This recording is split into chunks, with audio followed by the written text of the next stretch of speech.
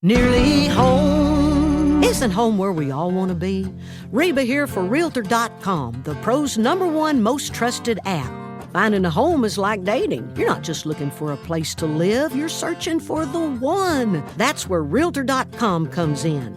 Like any good matchmaker, they know exactly where to look. With over 500,000 new real listings straight from the pros every month, you could find your perfect match today. Ranch style with a pool, barn dominium with an in-law suite? Realtor.com's got 'em. Modern craftsman with a big yard and a treehouse out back? Realtor.com will have you saying, yep, that's the one. No more swiping. It's time to start finding. Download the Realtor.com app today, 'cause you're nearly home. Make it real with Realtor.com. Pros #1 most trusted app based on August 2025 proprietary survey. Over 500,000 new listings every month based on average new for sale and rental listings. July 2024 to June 2025. And that's a good way to put it, Sean Grandy. A bludgeoning of the Brooklyn Nets as the Celtics do blow them out 148-111, 28 points from Jaylen Brown in the win. Celtics finished 3-1 against the Nets this season. Brooklyn's now lost 7 in a row. They stink. I don't know how much you want to get into last night's game, Chris. I mean, it's just one of these games that you knew was over before tip-off. Unless the Celtics were going to be playing left-handed and half asleep, there was no way they were going to lose to a suck team like this.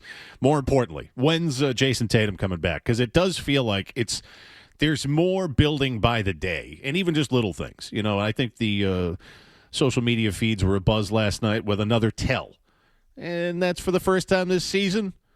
Lil Deuce Tatum hanging around the locker room. You know, Jason, Big Dad's there, but the first time the son is there, who usually is, around for some of these games when Dad's healthy. That felt to me, I'm along with these other Celtics fans and people following the team, like this feels like, this is just all a matter of time. And could that time be tomorrow night against the Philadelphia 76ers? So, two things. One, I actually do want to talk a little bit about this game. Okay. But I do think it ties into the Jayson Tatum thing, because you look at how efficient they were offensively. The best ever, right? Yes. If you're looking at it, they set an NBA record for highest effective field goal percentage, which takes into account that threes count more than twos. It was 80.8%, and true shooting percentage 82.6%.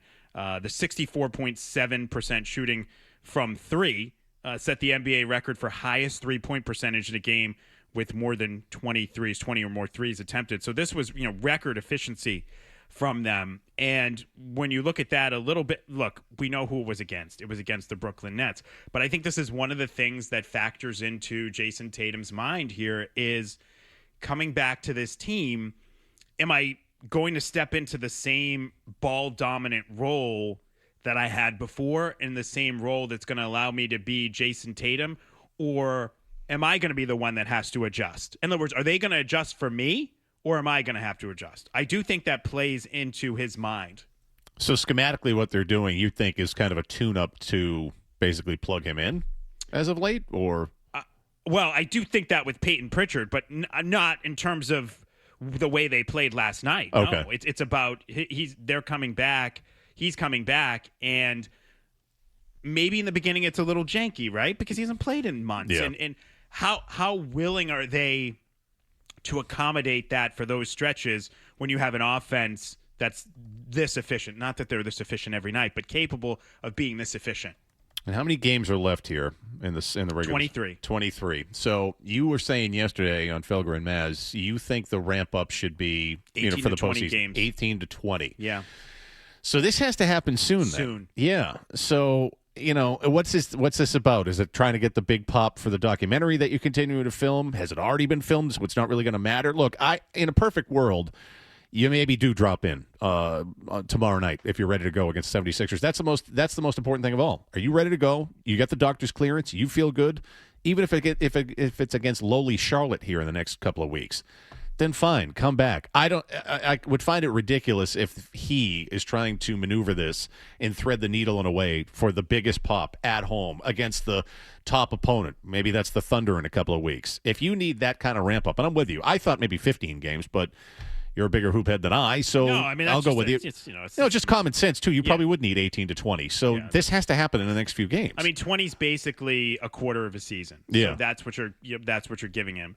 So when you look at it, you do have to look at it and say, okay, we have to come upon this thing pretty soon from his standpoint. I definitely think he's going to come back, but I do think there is something to what he's saying beyond just trying to create drama for the TV show. I think there's an element of him trying to set the table for his return to be as seamless and painless as possible for him, which would happen if he's as close to 100%, not health-wise, but in terms of being Jayson Tatum. Yeah. Because this is not a team that has a lot of time or runway, I think, given where they're at, trying to hold on to the 2 seed with a legitimate chance to come out of the East, to sort of accommodate him becoming Jayson Tatum again. So as much of that as he can do in practice, and I understand there's a limit to that because it's, Allen Iverson, we're talking about practice. We're talking about practice.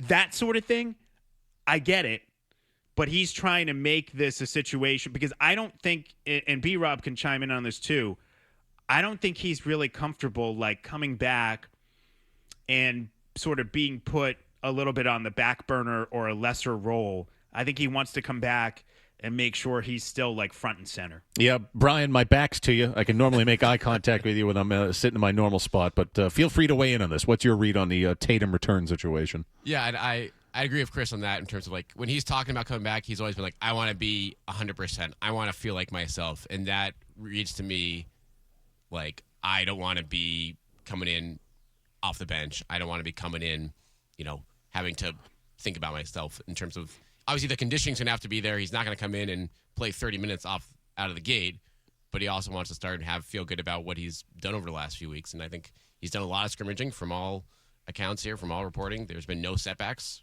pretty much the entire way. And so now I think everything's in play right now. I think the watch officially starts tomorrow and then goes on for the next 2 or 3 weeks here.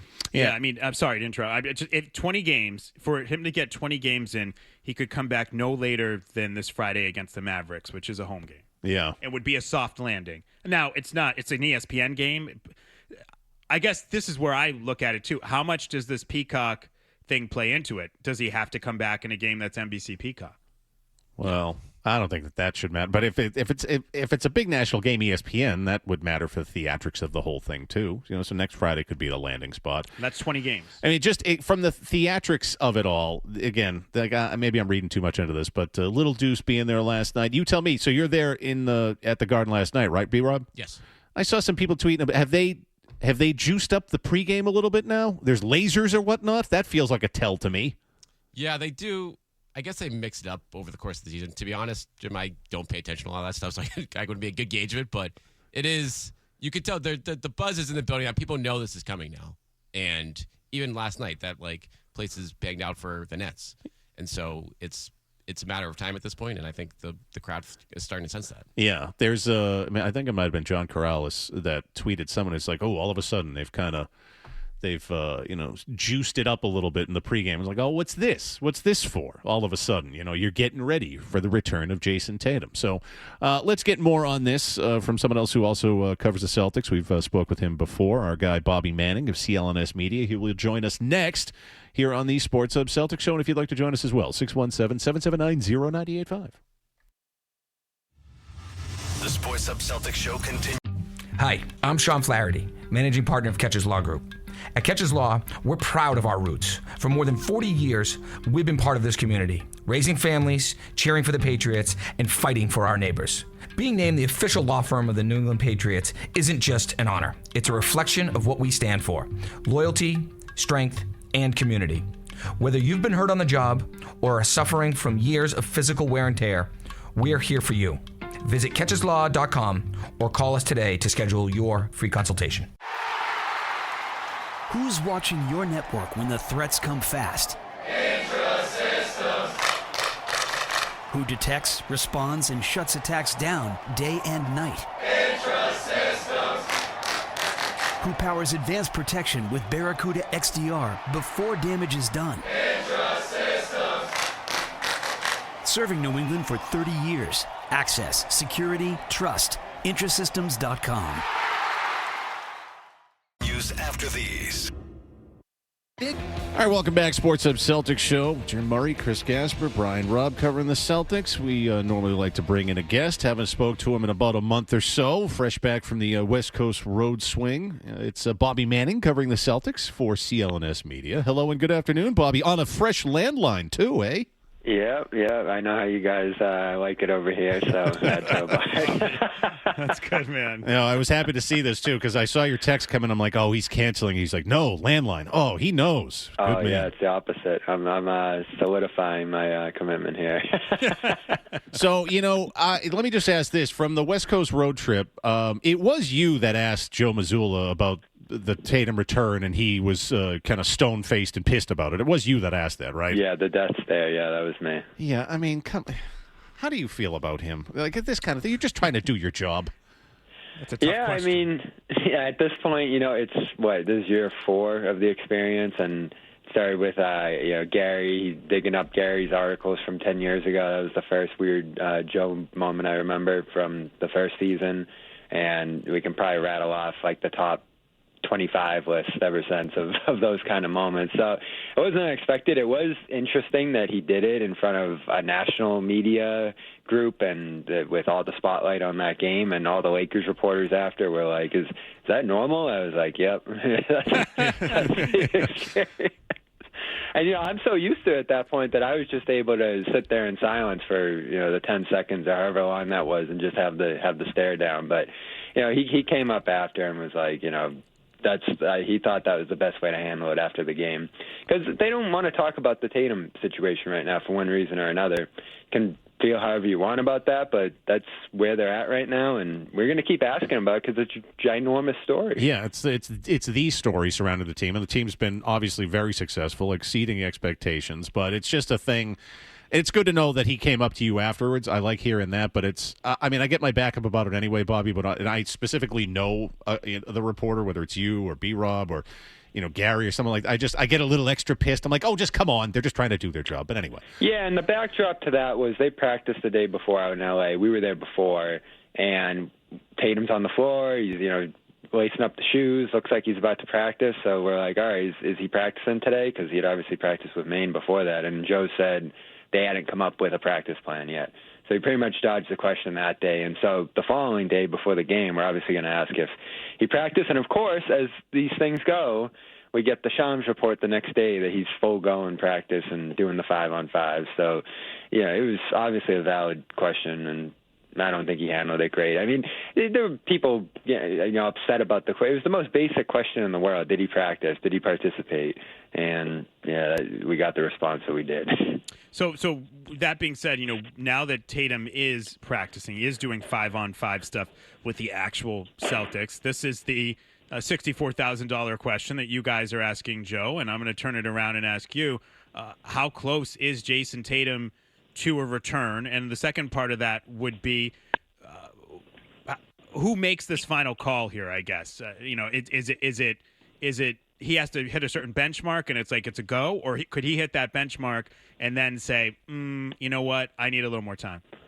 Yeah, I think it's going to come down to how he feels about the situation. And I think a lot of it is going to be the mental side of things, wondering whether he can fit in and add to this group or potentially take away from it is going to be the golden question here, especially with so few games left. We are coming up pretty quickly now into March on the playoff push, and from everything I understand, you do need a good month or so, especially if you're going to come back at this stage, to get back to full form, full minutes, all that stuff that you're going to be curious to see where he's at if it is imminent here. And I know everyone's going to speculate about tomorrow. I don't think that's in play at this point. If it doesn't feel like it's right, around the corner.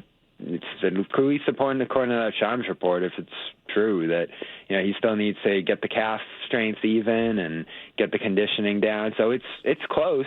It feels like it could be over the next couple of weeks here, but I still feel like there are a few steps before we're actually going to see him back in these games. And at least according to him at that practice out in L.A., it's still up in the air. The way he described it is he's given himself a chance for it to be a conversation at this point. So I guess there is a chance that he's playing it up and creating this doubt and uncertainty here, but I'm going to take him at his word that, it's still something that needs to be decided. I know Sean's report had mentioned that there's going to be a group of doctors on both sides, and the team side and his side, who are all going to come together and try to make the final call on this. But when Joe and Brad have talked about this throughout the season, they've referred to it as Jayson's call numerous times, and obviously he has the power and cachet to make that kind of decision along with some of the input from the experts here. But once you get to the stage where you are practicing, where it is 5-on-5, I know Neko Gumake said this on ESPN, when she started practicing after her Achilles tear, she was back 2 weeks later. So, we're right around that time of after that first main practice there, where it's going to be about 2 weeks here. So is it later this week? Is it next week? I think that's going to be the crunch time for this thing, because you are going to need a good ramp up, a good runway to the playoffs. Yeah, Chris was saying that he believes that Tatum probably needs 18 to 20 games for the return. Would you agree with that? Can it be less?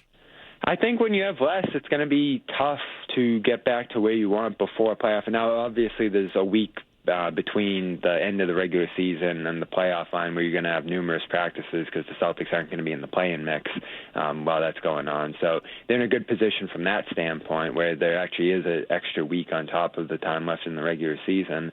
So what Brad has said is that when he is ready, he's just going to go. There's not going to be a push from the team to take another week, or, you take your time, be careful. When he's at that 100% mark, they're going to play him, is what they've said. So I'm still of the mindset that he's going to be back this season. I don't know when exactly that's going to be. And I do think there does come a point, let's say if it's April and he's still not ready to go by that point, where there'll just be too few games and too short of a runway to a playoff environment where it's going to be so intense and you're just going to be full go, 40 minutes. I think that's going to be the difficult stage if it does get to that point. But at least with the timeline and how it looks at this point, mid-March is definitely in play here, and maybe even sooner than that if he's even further ahead of schedule than we think at this point. And that's what it always felt like. Drew Smith, Isaiah Jackson, numerous guys across the NBA who have torn their Achilles over the last year or so here. We're back right around the 9-10 month mark. I know DeJounte Murray, it just took him over 12 months to get back from his, but when I was in New Orleans earlier this season and how bad that team has been, there was a sense down there that he was going to take as much time as possible to come back from his injury. And obviously different surgeries, different time spans of when they had their surgeries. So it's a little different in every case. And I think Tatum, was able to get some of the best care possible in the best amount of time. That almost puts him in an unprecedented situation alongside his age. So it's so fascinating to me, one, how this is going to look for a guy who's coming back from that position and joining a playoff, almost championship caliber team here right in the middle of the season. It's almost an unprecedented comeback that we're looking at here, and I think it's going to be so fascinating how it plays out. Do you think there's any chance, I'm listening to you talk about the ramp up for the playoffs, is there any chance he comes back and then shuts it down for the playoffs? Feels like, I can't do it. Well, that's what they're trying to avoid, right? Okay. And that's what he said to ESPN, is he wants to get it right the first time. So I think he's going to be so deliberate with the decision that if he does come back, there's not going to be a chance of that happening. I think the better odds would be him not coming back at all in the first place now. And again, I think that's in play. I think everything's in play still at this point. And, wow. You're basically deciding day by day, week by week, where you're at this point, and whether he's going to be able to hit the benchmarks and the conditioning and everything else that needs to go into this. It is a grueling decision, because I think what you imagine happening here, and obviously with the team being where they are and the stakes at this point, if he comes back and he's not himself, and they've been on such a roll this year, obviously going to be around that 40-20 mark, and his struggles and just the ups and downs of coming back from this return, I find it so interesting that he was there for that Hayward year, right? Yes. Where, is he going to come back that year? He broke his leg. He doesn't. The next year, he's still not himself.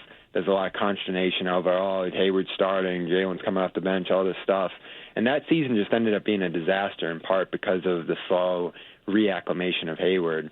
And I wonder if that experience, and obviously just seeing where the team's at and, his own mental preparedness for this, you don't want to come back and take that massive confidence hit of being looked at as the reason that this team doesn't potentially reach the potential that it could have. And obviously they're reassuring him. Everybody I've talked to on the team says it's going to be open arms, and they're going to try to get him through whatever challenges there are in a comeback like this.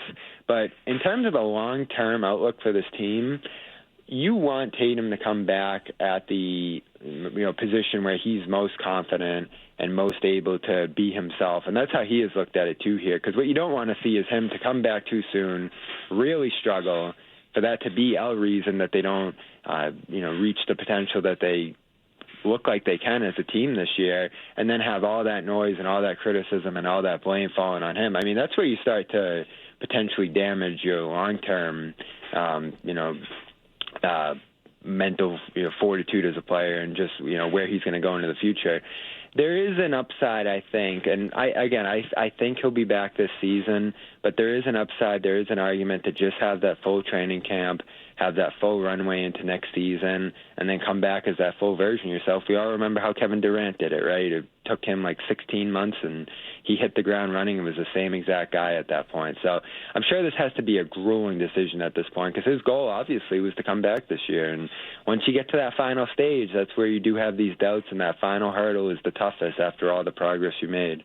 Yeah, so just to piggyback on that a little bit, Bobby, it sounds to me like I know there's still checkpoints he has to hit physically, but I don't really think there's a lot of doubt about him hitting those checkpoints physically. To me, from what I'm listening to you and I'm reading what he's saying and hearing what he's saying, it's about mentally him getting to a spot. So is there any world where he's willing to accept, given what you just said, where he's willing to accept like a lesser role? Because even 75% Jayson Tatum, who maybe has a different role, and I don't even mean the bench, I just mean a different role than he's used to, which is being the focal point of the offense, would really help this team. But it sounds like mentally that's not something that he is either prepared to accept or that would be beneficial to him in his mind in his comeback.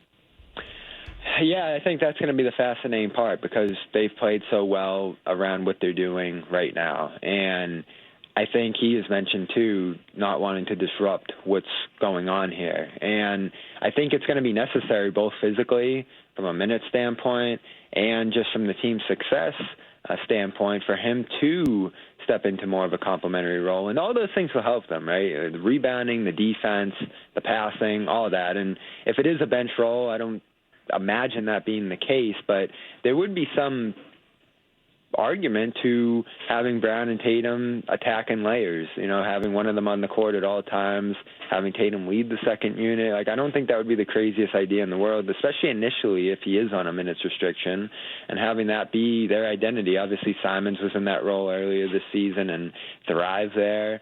It would be awkward. I'm sure he wants to be in the starting introductions and during that first game back and all of that, and that's almost certainly going to be the way this goes. I don't think they're going to keep starting Hauser and Shireman over Jayson Tatum here. But regardless of where he is starting, coming off the bench, he is going to have to, I think, sacrifice a little bit initially to get back to where he was previously. And I think when it comes to him mentioning in these reports, wanting to be as close to himself as possible, that's his own game. That's his own ability. I don't think that's stepping back into the lead role and trying to lead this team, because that's not who they've been this season. He's stepping into a very different environment now where Jalen's been at the point of attack. You got to mention what Derek and Peyton have done as ball handlers for this team as well, setting up the offense. We just saw them last night put up the best offensive rating in league history. So they've had a approach and a game plan that's been successful this year. But at the same time, they are also transitioning from some of the trade deadline changes and adjustments here. And Joe himself, right after those deals, has mentioned how they're trying to play out every what-if scenario that could happen down the stretch of the season, experimenting, trying different things. I think even going to this wing-heavy lineup with Shireman, Hauser, and Jalen, as they have since the deadline, was in part to prepare for Tatum's return and playing with those kind of lineups and those kind of rotations. I'm almost certain of that. I don't think you're putting Pritchard on the bench without anticipating Tatum's going to be back and he's going to be the one effectively replacing Pritchard in that starting lineup there. So I think all of this is preparing for a likely Tatum return. You can read between the lines about them not commenting much at all about this thing, about how much they believe that's going to be the case.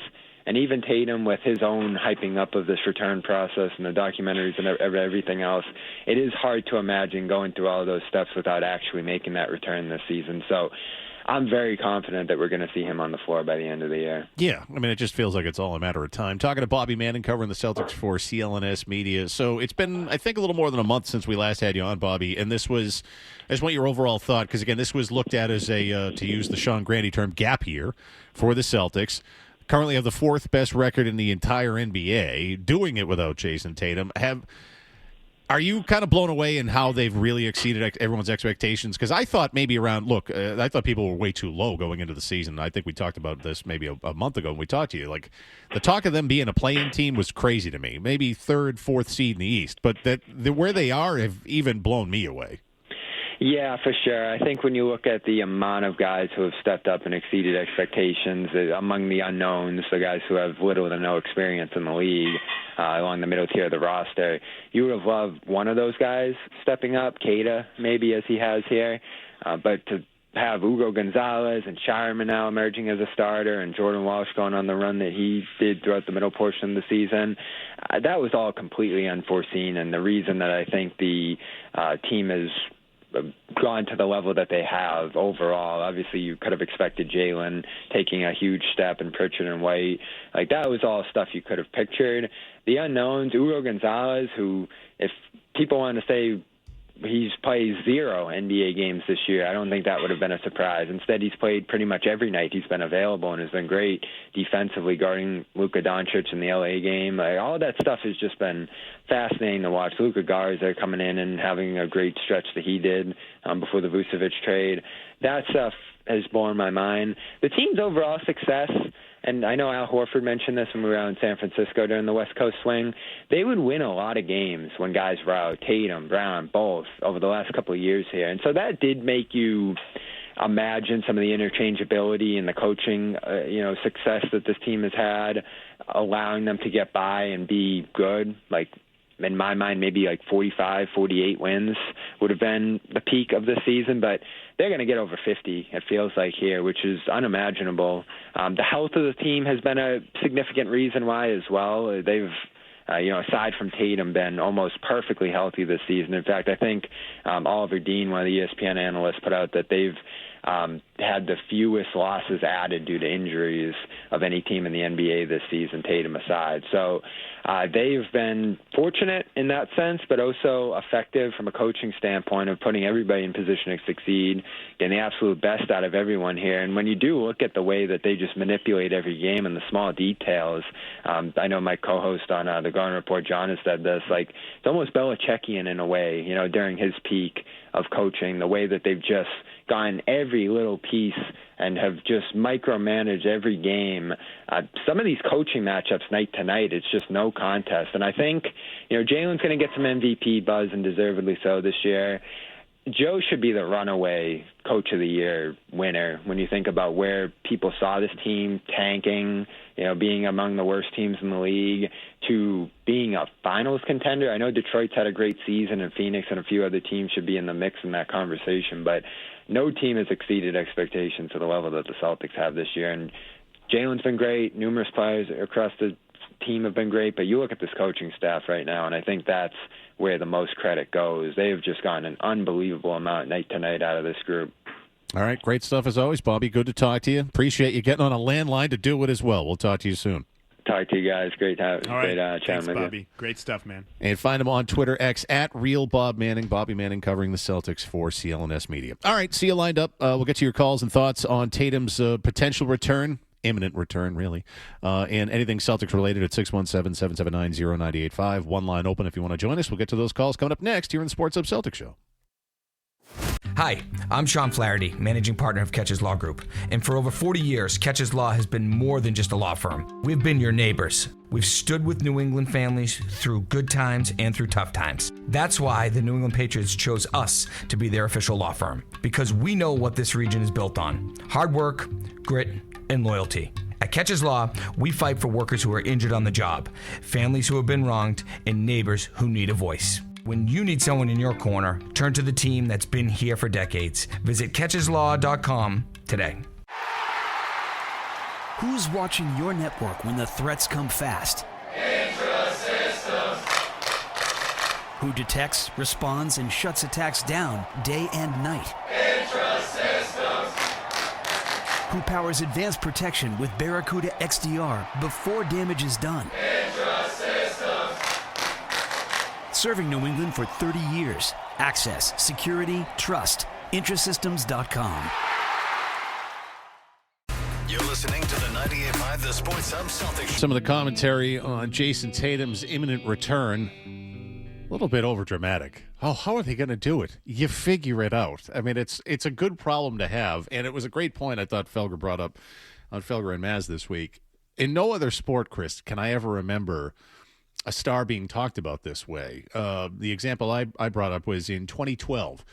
The Ravens end up going to win the Super Bowl, but early on in that season, Ray Lewis goes down with a major injury, feels like he's done for the year, comes back with some weird deer antler spray. Yeah. That's when they were growing back limbs that year. And was that the same? What was the year? Suggs, same year, yeah. Suggs came back from didn't he come back from an Achilles? Yeah, I think he did too. Good, yeah. So, but I don't remember people talking about the Ravens during that postseason where I'm like, man, how are they going to fit Ray Lewis back into this defense?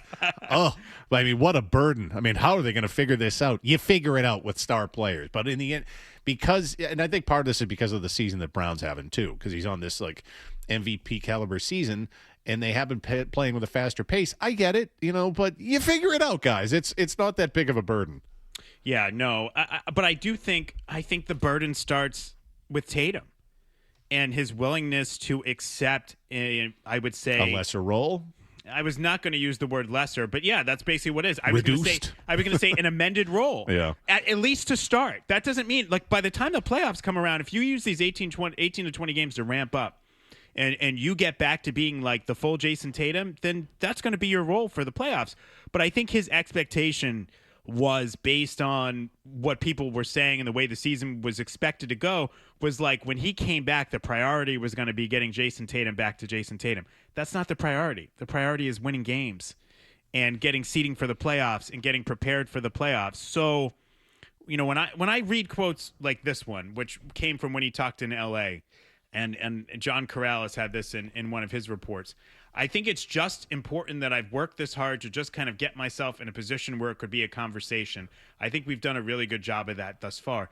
It just kind of tells you that there's still in his mind this idea of should I do this? Is it good for me? Is it good for my brand? Is it good for my legacy to come back?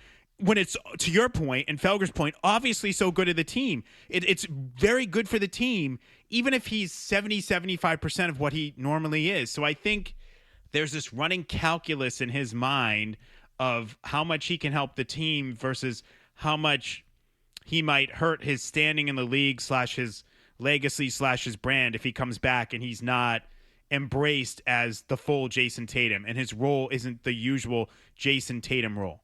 We'll go to Mikey in New Hampshire. What's up, Mikey? Your thoughts on the Celtics and Jayson Tatum's imminent return? Mikey. What's up, guys? How are y'all doing? Good. Hey, Mikey, what's up? Thanks for hanging on. Love the show. Just trying to make some extra money Uber eating, you know what I mean? Oh, very good. So my opinion, honestly, is that Jayson Tatum, once he's back, it's not about, making Jayson Tatum the star of the team. It's about integrating him. And then once we get into the playoffs, that's when he can become the Jayson Tatum we need him to become. And I agree with that. And I think that's what I would say with those 18 to 20 games. That's what you want to do is make sure that. But in doing that, look, we can talk about that. Let's be real. In that process of integrating him, it could be bumpy, and there's things that he might not like in a given game if he gets yanked, or there's things we might not like in a given game if they're like, oh crap, they're just going to let Jayson Tatum shoot his way, out of this slump or this rust he might be in, and in the meantime, they're kind of shooting themselves out of this game. They're going to sacrifice this game. I think that's the type of stuff he's worried about, is that push-pull of him getting what he needs to be able to get back to being Jayson Tatum versus how it maybe reflects on him and reflects on Missoula and reflects on the team if they are either prioritizing Tatum, getting back to being Tatum, right? And if that comes at the expense of winning a game, or flip side, they prioritize the winning and that comes at his expense, that could be kind of embarrassing for him in a game. I get it. But I also think, though, on that front, where they are in the standings right now, Chris, they have the flexibility, I think, to prioritize Tatum in the end of this regular season because you're not afraid of any of these other East teams if you get Tatum back to Tatum.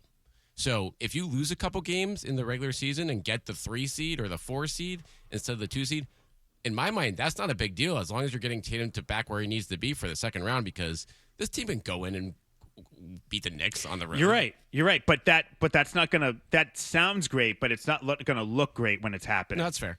Like, you know what I mean? Like it's not going to look. It's basically and on these airwaves and on NBC Sports Boston and in the Herald and the Globe, you're going to have this thing of like Celtics prioritizing Tatum over winning, which is not a great look for anyone. Even though if you take the emotion out of it in a Sam Hinkie kind of way, the process, right, it's probably the right thing to do and gives you the best chance to win a championship. But while it's happening, the same people yelling and screaming now about Tatum needs to come back, no matter what, if he's ready to go, will be disgusted that the team is prioritizing his reacclimation over winning the basketball game. Stanley in Taunton, you're next here on the Sports Hub Celtics show. Hey, Stanley. Hey, how are you, sir? Good, go ahead.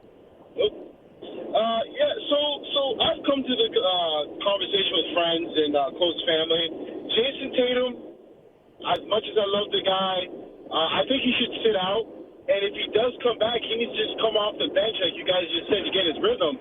But the other thing is, too, that I've always wanted to say, his mom should actually have a sit-down with him because their relationship's pretty good and say, what do you want? Do you want to come back and possibly, try to get your team to where they need to be, but at the same time, you got to look at it like this.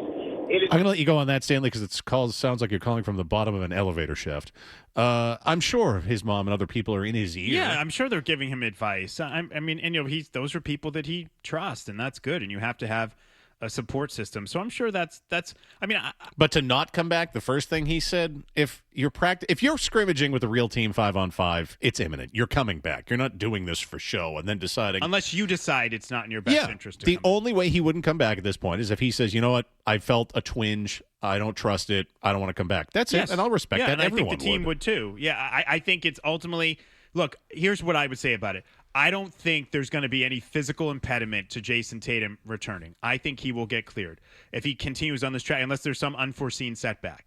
But still, at the end of the day, I think the biggest hurdle is going to be mental and him feeling comfortable enough in his body, comfortable enough in his role, and comfortable enough in his own skin and ego to be able to say, I'm going to do this. I'm going to jump on a moving train, that's basically like a bullet train, and I'm going to see how this goes. And I know that there's no guarantees, and there's times it could look kind of rough for me and not great, but it's ultimately going to pay off for me and the team, and I'm willing to do it. That's what it's going to take.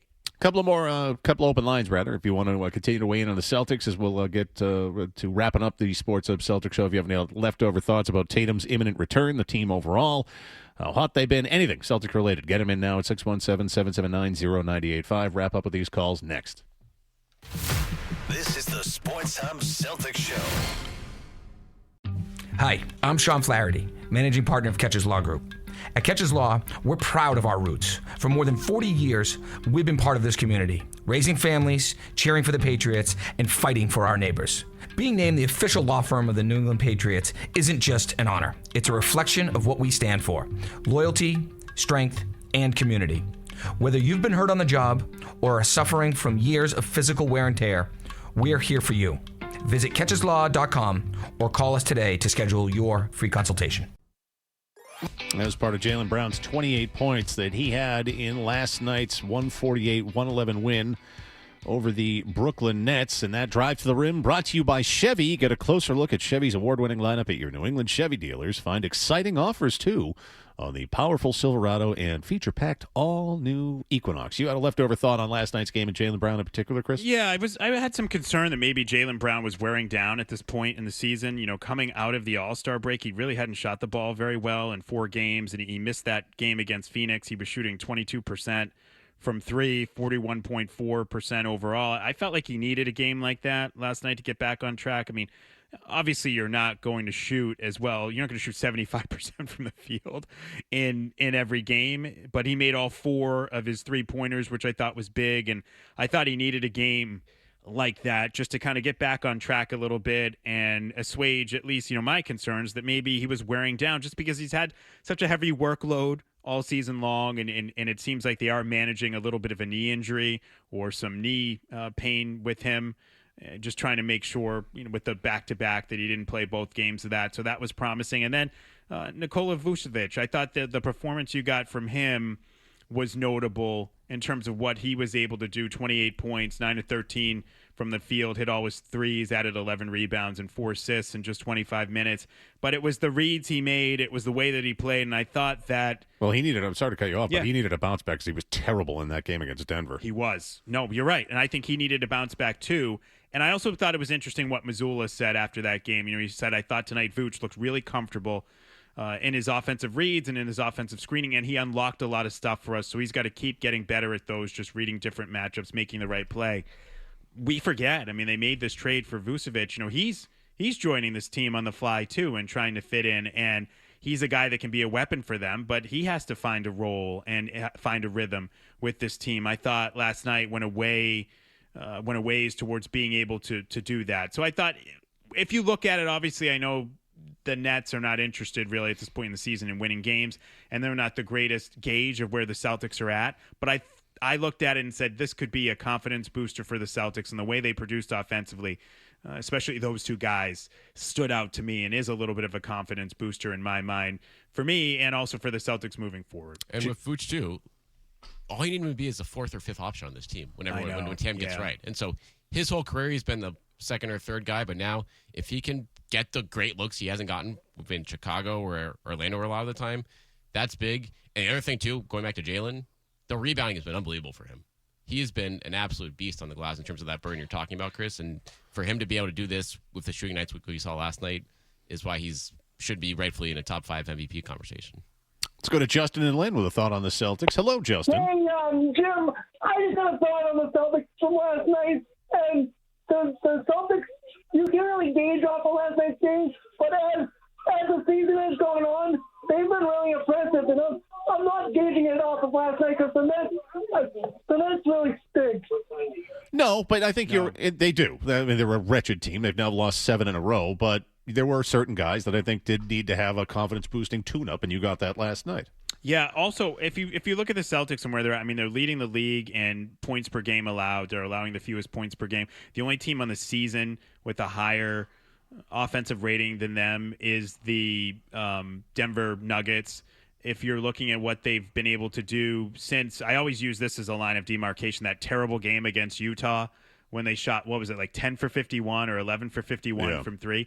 Since that time, they have the highest offensive rating in the NBA. So from November the 4th of 2025 until now, they have the highest offensive rating in the NBA at over 121. So those elements, you look at the Celtics, the consistency, what they've been able to show all season long. It's certainly, you're not basing it on what they did against the Nets, but when you have the highest offensive rating in the game over that long a stretch, and you're playing the best defense in the league in terms of points allowed for the entire season, that tells you just how good they've been. I'm convinced after that game, Joe Mazzulla got a talking to from Brad Stevens or probably Brad Stevens, but someone in upper management that said, we're not playing like this anymore. You singled that out, Jim, as like a turning point game, I feel like, months ago. Yeah. I mean, it changed almost immediately after that. It did. There was a stretch after that where they were below 43-point attempts per game. Now, they're 4th in the league since that time, since November the 4th, at 41.4, excuse me. That's 4th in the league. That's only 1 below what they are on the season, which is 42.4. But that 42.4 is down 6 attempts per game from last year. So that's basically 13%. All right, because we're up against it for the headlines, we'll get to Jim, John, Bert, and Zach that do want to continue to talk about the Celtics. So we'll do that after the headlines here, as we have no commercials, just the headlines, and get into hour number 3 of Gasper Murray here on 98.5 The Sports Hub.